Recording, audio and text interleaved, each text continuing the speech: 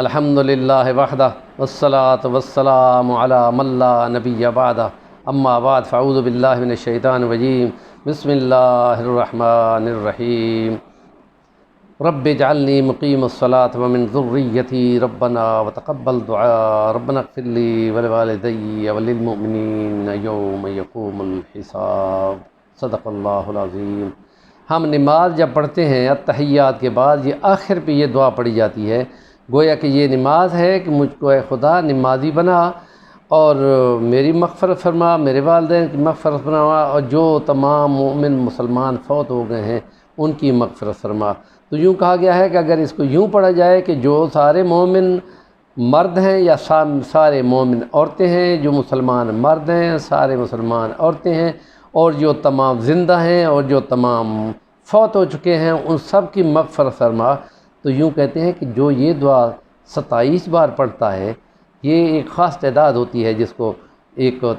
مجرب سمجھ کر پڑھا جاتا ہے۔ تو اس کے بعد آپ جو دعا بھی کریں گے تمہاری دعا قبول ہوگی۔ یا جو لوگ یہ چاہتے ہیں ان کے رزق میں برکت ہو تو لإیلاف قریش ایلافہم اپنے فرض میں پڑھا کرتے ہیں، اور جو یہ چاہتے ہیں بندے کے گناہوں سے بچ کے رہیں، کیونکہ جب تک کہ پرہیز نہ کیا جائے اس وقت تک حاصل کچھ نہیں ہوتا،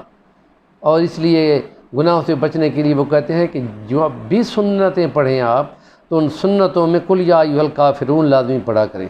قل یا ایھا الکافرون، اور پھر قل ھو اللہ احد، اور پھر قل اعوذ برب الفلق، اور پھر قل اعوذ برب الناس۔ ہم اپنے سننے والے سامعین سامعات کی التماس کریں گے کہ یہ معمول بنائیں 4 سنتوں میں، اور 2 سنتیں ہوں تو پھر اس میں فجر کی خاص طور پہ سنتوں میں قل یا ایھا الکافرون پڑھیں اور دوسری میں قل ھو اللہ احد پڑھیں۔ تو یہ مجرب چیز ہے کہ اس چیز سے بندے کے خدا پاک کی رحمت سے بندے کے دل دماغ میں روحانیت بھرتی ہے اور برکت آتی ہے۔ اور وہ جو دعا ہم نے بتائی ہے یہ پڑھا کریں، اور یا پھر سوتے ہوئے خاص طور پہ وہ جو سورۃ بقرہ کی آخری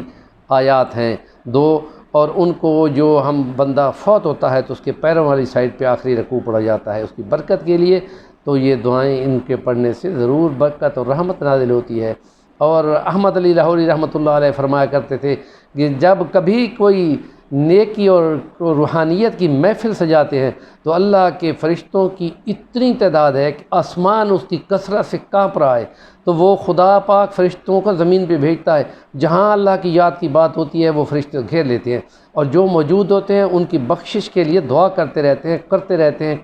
ہیں۔ جب یہ محفل اٹھ جاتی ہے تو پھر وہ بھی چل پڑتے ہیں اور کہیں اور محفل کو گھیر لیتے ہیں۔ اس لیے یہ سمجھنا چاہیے کہ یہ آمین خالی تمہاری آمین ہماری نہیں ہے، بلکہ فرشتوں کی بہت بڑی تعداد کی آمین ہوتی ہے۔ اس لیے فجر کی نماز میں جب جماعت میں ہم شامل ہوں تو ولدالین آمین سے پہلے شامل ہونا چاہیے، کیونکہ وہ فرشتوں کی آمین بھی شامل ہو جاتی ہے۔ اس لیے پہلی رکعت میں پوری طرح شامل ہونا باعث برکت ہوتا ہے۔ اللہ پاک نیکی کی بات کو ابلاغ کرنے والا بتائے۔ ہمارے چینل کو سبسکرائب کریں، اچھی بات اگر لگے تو اس پر کومنٹ بھی کریں کہ اس سے معلومات ملتی ہیں، اور لائک کریں اور فارورڈ بھی کریں۔ جزاکم اللہ احسن۔